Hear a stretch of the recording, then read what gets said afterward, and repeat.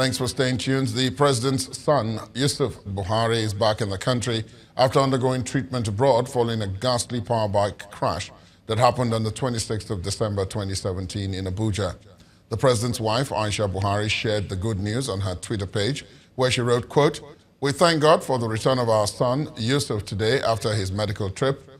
On landing at the airport, he was received by the Minister of State for Health, Dr. Osagie Hanire, while at the villa, he was welcomed by family members, wife of the Vice President, the Interior Minister, Governor Yaya Bello of Kogi State, and associates. On behalf of the family, I wish to express our appreciation for the goodwill and prayers since the unfortunate incident. May God Almighty bless all and continue to guide us all aright," unquote.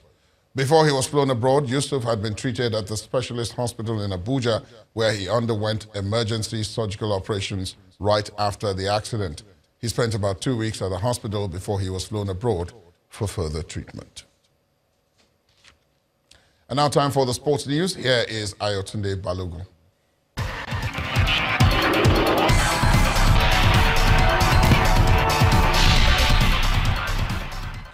Many thanks, Laddie. The Ministry of Youth and Sports has confirmed that a total of 90 athletes and 43 team officials will be making the trip to Gold Coast, Australia for this year's Commonwealth Games. Nigeria will be participating in 10 sports: athletics, basketball, Paralympics, wrestling, weightlifting, boxing, table tennis, gymnastics, para-table tennis, para-athletics, and para-powerlifting. Well, the Minister of Sports, Solomon Dalong, in a meeting with presidents of the 10 federations that will be participating in the Games, warns that they will be held responsible for the abscondment of their athletes. Now, the Nigerian Wrestling Federation will send 3 female freestyle wrestlers to the Beat the Street event in New York on the invitation of the United States Wrestling Federation. The one-day event, which is scheduled to be staged near the heart of New York City, will hold on Thursday, May the 17th. The wrestlers, who will be drawn from the 55 kilogram, 57 kilogram, and 59 kilogram weight classes, will be accompanied by a coach and a team leader. Team Nigeria is expected to arrive in New York for the event on May the 14th. Manchester City's dominance in the English Premier League continued with a convincing 3-0 win over Arsenal.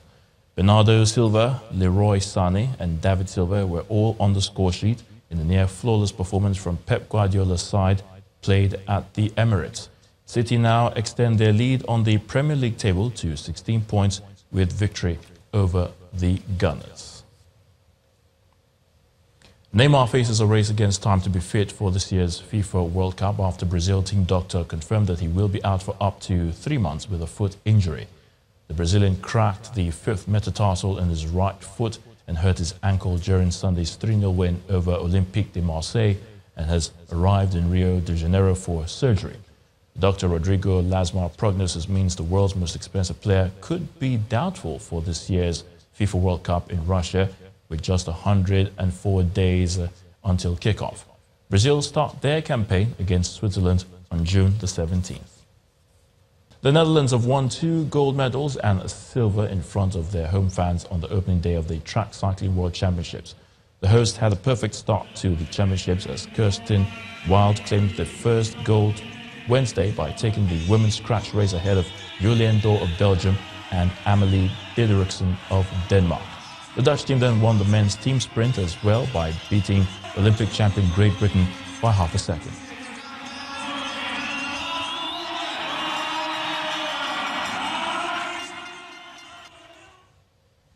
And that's a wrap on sports news. The news at 10 continues in a moment.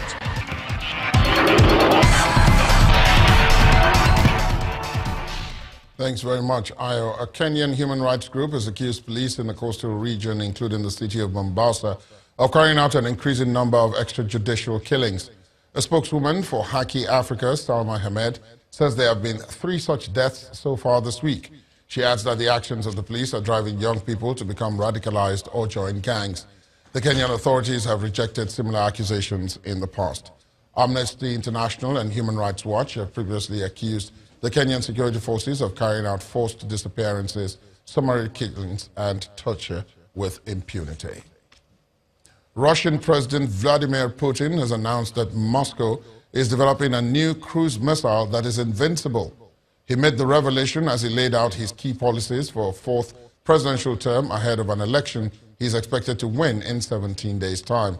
Mr. Putin showcased a range of new weapons, including the cruise missile that he boasted could reach anywhere in the world.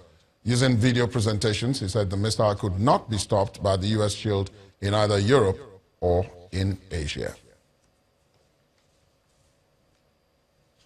And the main news again. The call for devolution of power today got a boost as all the state houses of assembly in Nigeria endorsed the proposal, just as they took a swipe at the National Assembly for rejecting the move as part of measures to ensure true federalism in the country. Also today, a federal high court in Abuja granted bail to the senator representing Kogi West, Dino Melaye, in the sum of 100,000 naira and one surety. The senator was arraigned in the court over alleged false assassination claims against Mr. Edward Onoja, who is the chief of staff to the Kogi State Governor, Yaya Bello.